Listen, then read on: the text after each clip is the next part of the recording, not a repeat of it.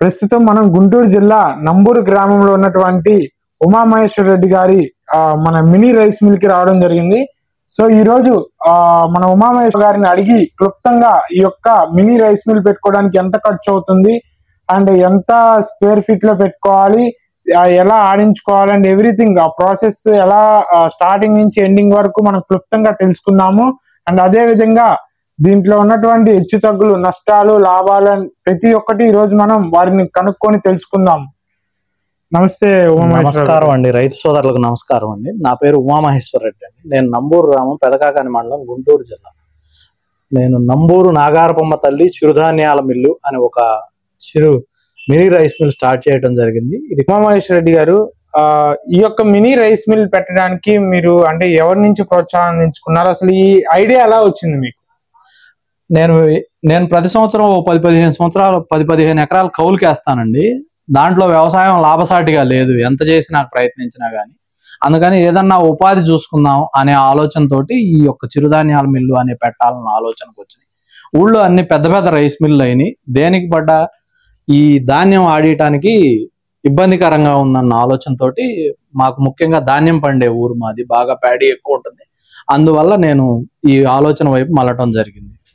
Okay, మన mini rice mill యొక్క ప్రత్యేకత ఏంటంటే, అంటే మీ యొక్క ప్రత్యేకత ఎక్కడ? మా యొక్క ప్రత్యేకత అంటే మేము 10 కేజీల ధాన్యం నుంచి ఆడిస్తామండి. ఆర్గానిక్ రైస్ స్పెషల్ గా ఆడిస్తాము.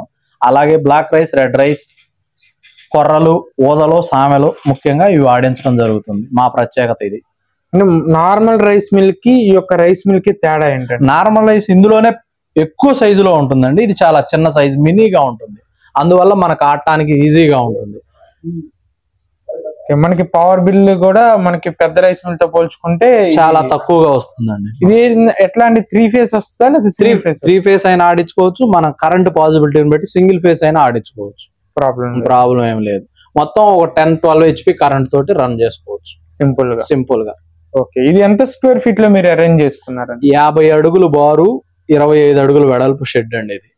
ఓకే, ఈ యొక్క షెడ్ మీ సొంతంగానే ఇది రెంట్ కు తీసుకున్నామండి. స్థలం లీజ్ కు తీసుకొని 3 సంవత్సరాలు లీజ్ కు తీసుకొని ఈ షెడ్ నిర్మాణం చేయడం జరిగింది. ఓకే, అయితే మీరు చెప్తున్నట్లు 10 కిలోల దగ్గర నుంచి ఎంతైనా మీరు ఆడించుకోవచ్చు. అంటే చిన్న రైతులకు కూడా ఇది చాలా ఉపయోగకరంగా ఉంటుంది. అంటే మీ బోర్డు మీద కూడా నేను చదివింది ఏంటంటే ఆర్గానిక్ రైస్ మిల్ అని చెప్పి పెట్టారు. ఆర్గానిక్, ప్రత్యేకంగా ఆర్గానిక్, ముఖ్యంగా ఆర్గానిక్ ఆడించడానికి బాగుంటుందండి. మామూలు రైతులు కూడా ఆడించుకుంటున్నారు.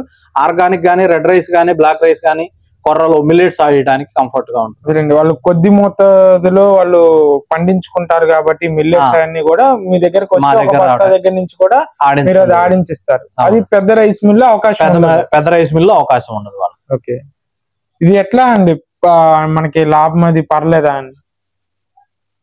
కూలిపాటు ఉంటుందండి, ప్రస్తుతానికి కూలిపాటు ఉంటుంది. మీరు కేజీకి ఎంత ఛార్జ్ చేస్తున్నారు? కేజీకి 2.5 ఛార్జ్ చేస్తున్నాం. 2.5 రూపాయి కేజీకి ఛార్జ్ చేస్తున్నారు. అది ఏదైనా కానివ్వండి, రైస్ కానివ్వండి. మిల్లెట్స్ అయితే ఎక్కువ ఉంటుందండి. మిల్లెట్స్ అయితే ఆ ప్రాసెసింగ్ ని బట్టి, కొర్రలు, అండుకొర్రలు అయితే 2-3 సార్లు ఆడించాల్సి వస్తుంది.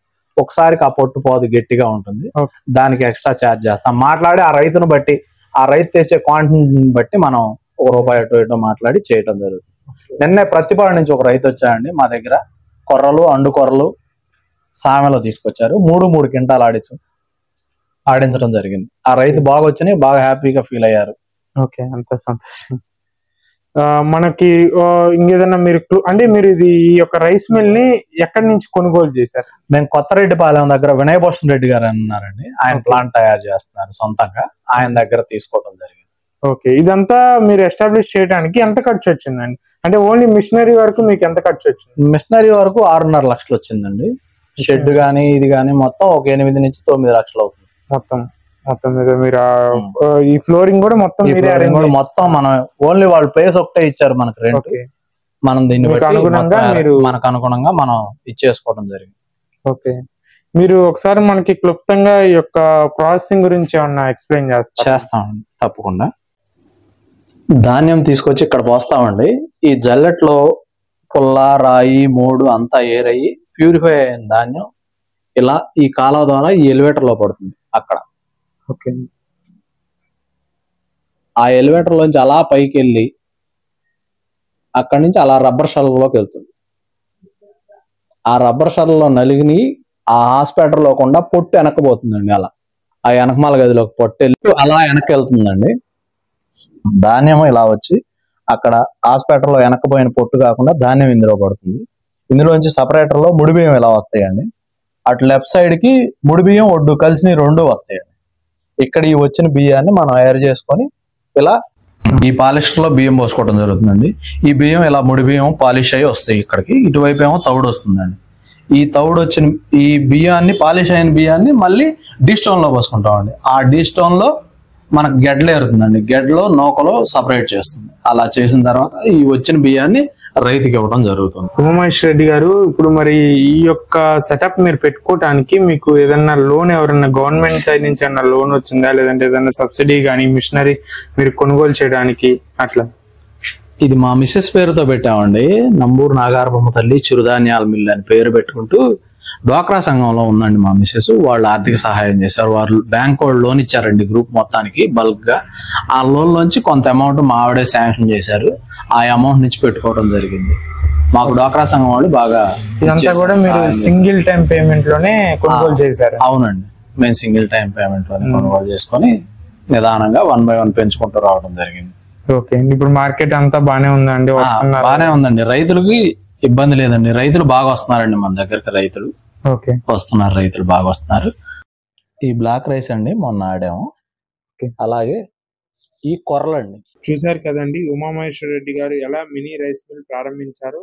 ఇది ప్రస్తుతం ఎలా విజయవంతంగా నడుస్తుందో ఈ వీడియోలో మనం తెలుసుకున్నాం. ఇలాంటి మినీ రైస్ మిల్స్ మీరు కూడా ప్రారంభించాలి అనుకుంటే గుంటూరు జిల్లా కొత్తరెడ్డిపాలెం గ్రామానికి చెందిన వినయ్ భూషణ్ రెడ్డి గారి ప్రోత్సాహంతో ఉమామహేశ్వర రెడ్డి గారు ఈ యంత్రాన్ని కొనుగోలు చేసిన విషయం మనకు చెప్పారు కదా. అంతేకాదు ఈ మినీ రైస్ మిల్స్ రూపకర్త కూడా వినయ్ భూషణ్ రెడ్డి గారే అని ఆయన వివరించారు. మరింత సమాచారం కోసం ప్రస్తుతం మినీ రైస్ మిల్ నడుపుతున్న ఉమామహేశ్వర రెడ్డి గారి కాంటాక్ట్ వివరాలు అండ్ అదే విధంగా ప్రోత్సహించిన వినయ్ భూషణ్ రెడ్డి గారి కాంటాక్ట్ వివరాలు కూడా ఈ వీడియో డిస్క్రిప్షన్ లో మీకు అందుబాటులో ఉంచాము. మీకు ఎలాంటి సందేహాలు ఉన్నా కామెంట్ సెక్షన్ లో అడగండి. మరియు మన సస్యధార యూట్యూబ్ ఛానల్ ని సబ్స్క్రైబ్ చేసి మరెన్నో యువ రైతుల ఆవిష్కరణలు, అదే విధంగా సేంద్రియ సాగులో ముందుకు వెళ్తున్న రైతుల ప్రేరణాత్మక కథలు తెలుసుకోవాలని కోరుకుంటున్నాము.